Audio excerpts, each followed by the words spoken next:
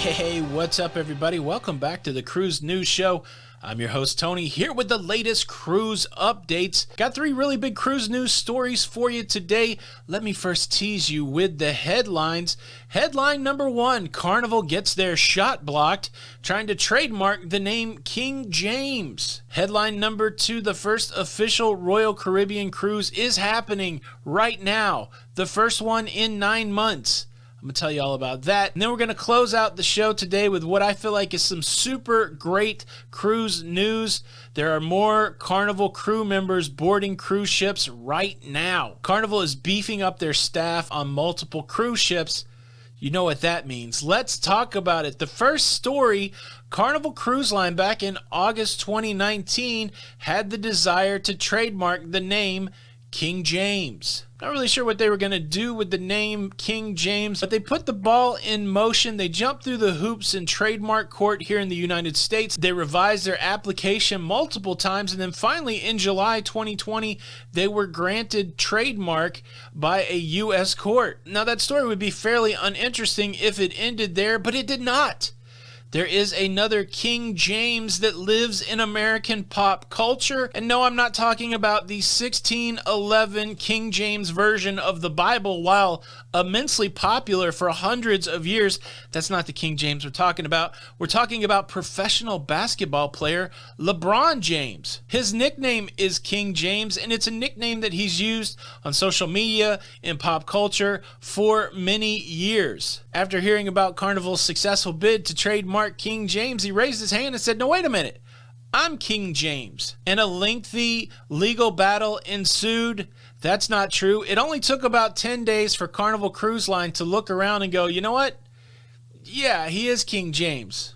We rescind our trademark application. They went through 19 months of the trademark process, going to court, revising their applications, paying lawyers, all of that rigmarole, and it only took them 10 days to give up after LeBron James, King James, said, "That's my nickname." I think Carnival recognized that maybe LeBron more popular in the culture than cruising. But it wasn't all for nothing. Carnival at the same time applying for trademark for the phrase King James in the UK, and they got it. It is unopposed. So maybe we will see what Carnival was going to do with that King James phrase. Are they going to slap it on a cruise ship? What do you guys think? Interesting story nonetheless. So interestingly, LeBron James wanted to hold on to his King James nickname. I know for sure one thing that LeBron James would not oppose you doing is subscribing to this YouTube channel. If you enjoy staying up to date on what's going on in cruising, I'll give it to you daily. Please consider subscribing with the notification bell on. That way you don't miss out on these episodes. Do it, or we're going to trademark court. Kidding. Now, the next story will be met with either enthusiasm or a general apathy, depending who you are. But for me, I'm dang excited. Royal Caribbean setting sail for the first time in 9 months. Setting sail for the first time since the shutdown. Setting sail in Singapore. Yeah, I know I lost some of you. There's a whole group of people that don't think what's happening in cruising around the world matters for cruising in the United States. But it does. Cruising is good no matter where it's occurring. We would rather, look, which would you rather have? Hey, cruising got shut down in Singapore, or cruising is going in Singapore? Cruising going in Singapore is better. And Royal Caribbean, that's a big brand name. Getting to do it. They're doing cruises to nowhere in Singapore. It's only for Singaporeans. That's right. If you're an American, you cannot go on this cruise. I know that bums you out, but it's good that people are getting to go on cruises, and these are cruises to nowhere in Singapore. You know why it's good? Because they're getting to test out the health protocols that they're going to use in the United States. They're going to go on these cruises, cruise after cruise, and they're going to be able to present data when they're trying to appeal to the authorities here in the U.S. and say, look, we did it in Singapore. It works. What protocols specifically are we talking about? Of course, all passengers 100% tested before they get on the cruise ship. All crew 100% tested to be on the cruise ship. There will be health screenings at embarkation. They have upgraded the ventilation system on the Quantum of the Seas, which is the ship that they're using there in Singapore. There are new cleaning standards. There are new evacuation standards. There are new social distancing protocols. There are masking protocols.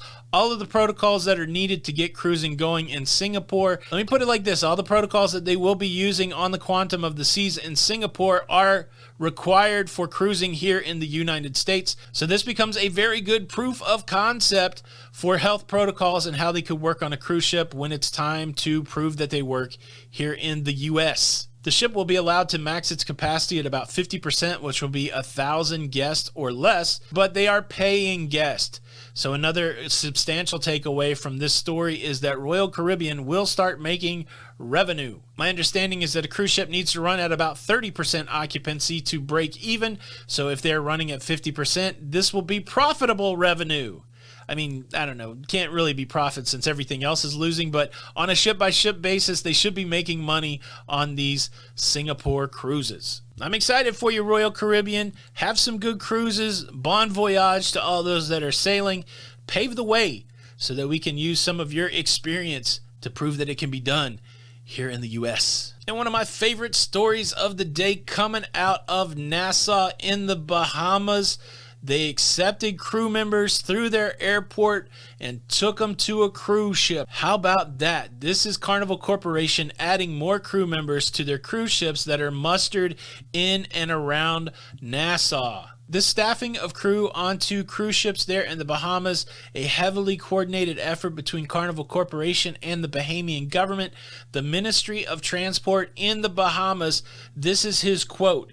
In an operation supervised for safety and health safety in all aspects, Carnival Corporation has completed a routine embarkation of some 160 fresh crew members on 13 of their ships offshore of Nassau Harbor. The crew members arrived at 6:30 this morning, which was Saturday, on a private charter from Amsterdam and complied in all respects with all of the Bahamas medical, immigration, and custom requirements, including the production of a required individual negative COVID-19 test prior to entry. They were transferred nonstop directly to the harbor, where waiting chartered launches ferried them directly to their ships. The entire operation from arrival at the airport to embark aboard their ships took little more than 8 hours and has been completed safely. No crew members got off of the cruise ships. These are all fresh crew members on the cruise ships. So about 160 crew members spread across 13 ships, a little more manpower on each one of these ships. This is a great sign for the resumption of cruising. If there wasn't some plan being formulated that even though we haven't heard about, if there wasn't a plan in place, I can't imagine that these cruise ships would be taking on more crew members. And the thing that's really exciting about this story is how Carnival Corporation is working with the Bahamian government. I continue to contend that the Bahamas is going to be a significant spot for the resumption of cruising. Cruise lines from the United States, they have to go somewhere. Many of the cruise lines have private areas in the Bahamas, whether it's a whole island or part of an island. And so you've got to have an agreement between the cruise lines and the Bahamas to allow the cruise ships to go to their private islands or to come to Nassau. And so watching companies like Carnival Corporation working closely with the Bahamian government, to me that's a good signal that there's going to be a place for cruise ships to go, that there is a government out there that is welcoming of this cruise activity. They're hurting in the Bahamas for tourism, and it's good to see them working with the cruise industry to get things going on. This is a positive signal. Of course, all of us continue to wait for some sort of an official announcement, some sort of official plan, official word of a test cruise. Could the test cruises be going on in secret? Disney Wonder came to Port Canaveral a few days ago. Then it went to their private island in the Bahamas. What are they doing? Are they doing some sort of test cruise? Are they getting ready to do a test cruise? I don't know. No official word out there, just speculation. But this is an official report of crew members, more crew members going to cruise ships. So I think it's a good sign. Hopefully soon we'll hear more about these test cruises. That is the cruise news. I'm super fascinated by that first story about the King James. Do you have a nickname that you go by? Something that's a lot different than your name? I'm an Anthony. They call me Tony. But some of my friends in my life have called me the Beaster. I've been called Tony B. I've had a few nicknames along the way. Let's have some fun in the comments. Do you have a cool nickname, or what do you think about these news stories? Leave a comment below. Thank you so much for watching the show today. Please show your support by hitting the like button. This is Tony with Lido Loca, and until the next time, we'll see you on the Lido.